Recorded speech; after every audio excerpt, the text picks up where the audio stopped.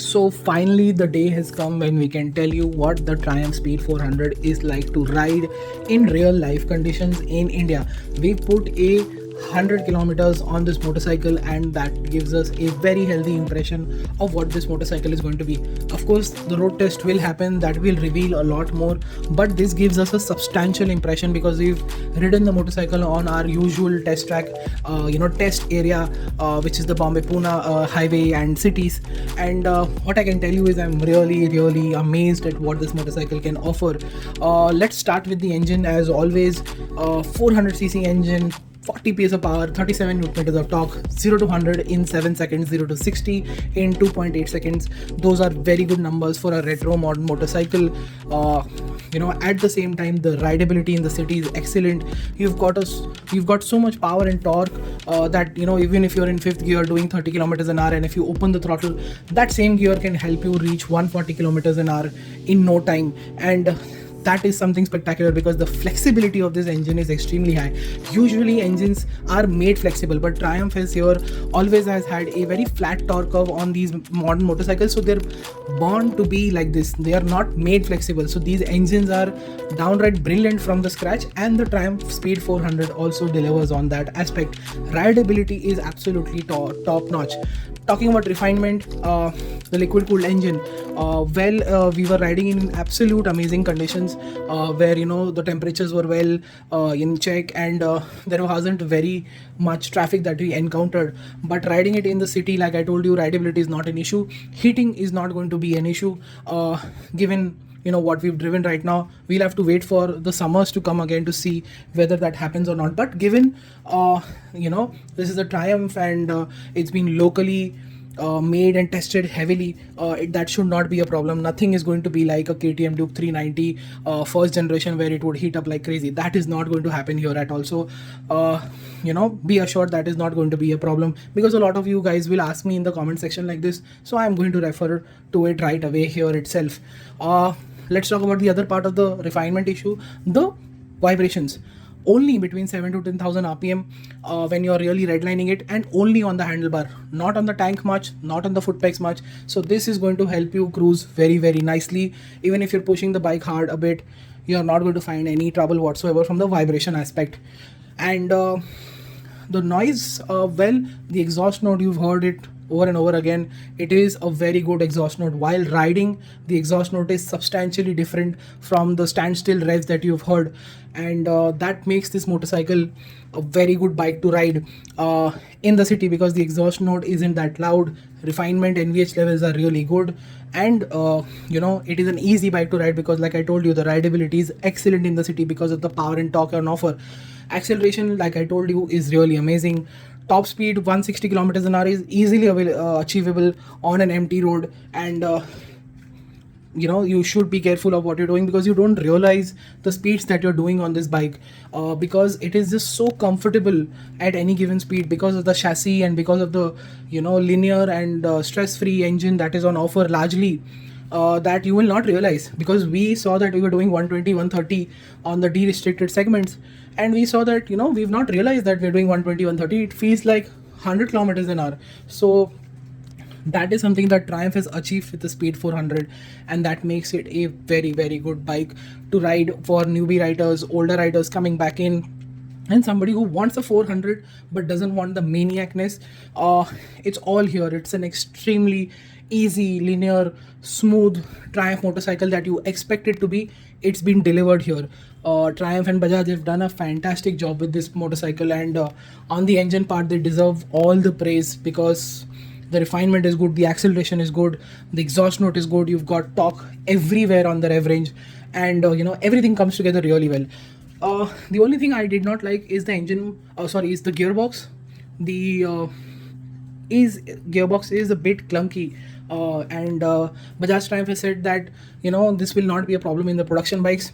It should be much more smoother and softer once the production starts, and for the public, and they should have a much better gearbox.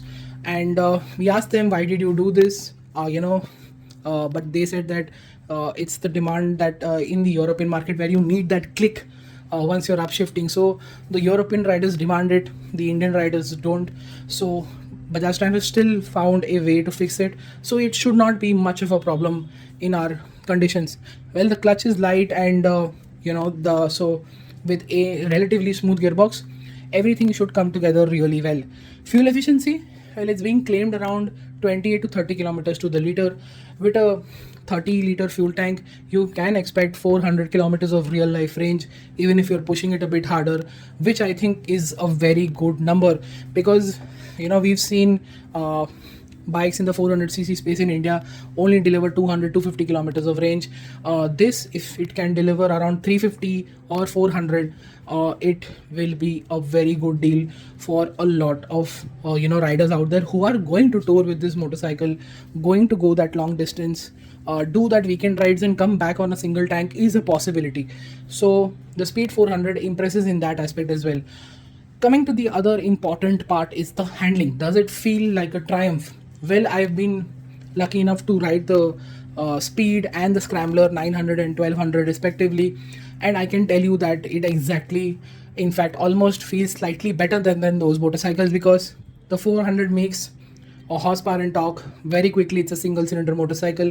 There is that urgency, and all of that, with a very, very good chassis setup, makes things so much good when it comes to riding pleasure, because what you get here is a very comfortable motorcycle, yet it feels very sporty. The riding position is very Triumph, the body posture is very Triumph. You've got a lot of legroom, so taller riders will be quite okay with this motorcycle, and that is also a very impressive part. Like I said, the body posture, the ergonomics, all of that feel very Triumph indeed. And the handling, well, it isn't an outright sporty motorcycle. When you say it's a retro modern, it is supposed to be on the comfortable side, and that is what the Speed 400 is. It's a comfortable motorcycle. At the same time, the chassis and suspension have been tuned so well that when you're pushing it hard, you still get the confidence, but you do realize that the suspension is on the softer side. We did check that with the Triumph Bajaj team, and they said the suspension on the Triumph Speed 400 stock setting for the monoshock at the back is at number 1. We recommend that you do it to number 2 or number 3 out of the 10 steps that are on offer, so that you get that comfort as well as the lack of ping pong or bounciness that is going to be expected for heavier riders or for lighter riders who are going to push it very hard in the corners. So I would recommend that you get the rear monoshock setup done accordingly. And despite all of that, it's a very sporty motorcycle to ride. The turn-in is sharp, the tires are good enough in wet and dry conditions, the brakes are good as well. The front bite, the rear bite, initial bite, and the progress and the power is good enough.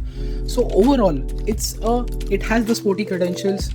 When you want to push it a bit harder, up the monoshock for that aspect, most of the time, most of the riders are going to do that and still enjoy the comfort that is going to be on offer. The ease of use that comes from the chassis, suspension and engine will just make you fall in love with this motorcycle. It just talks to the wind, it just glides over everything, it just cuts the air, it maintains 100-120 very easily, and it doesn't make you feel all of that. So it just adapts to the Indian situation, the Indian environment so well that you will literally love this motorcycle over a long period of time. The way it delivers is truly charismatic, very Triumph indeed, and that is going to make a lot of riders very emotional about this motorcycle. We don't say this very often because we don't get the opportunity to say so. This motorcycle is going to create a new benchmark in this segment of how retro moderns can be done.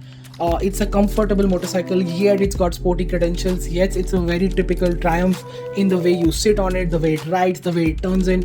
Everything is truly charismatic, and it's got a lot of character, and it does so many things for you. You don't realize that, and that makes the experience very enjoyable indeed. And at this absolutely amazing price, the Speed 400 is even more value for money, than we told you at the launch. After riding it, we realized that there is so much more to be offered on the Triumph Speed 400 that this is beyond value for money right now. This bike should be on your considerable list at the very top. Nothing comes close to this in this segment, in the way it looks, the way it provides quality, the way it provides an iconic design, and with the support of Bajaj in every way.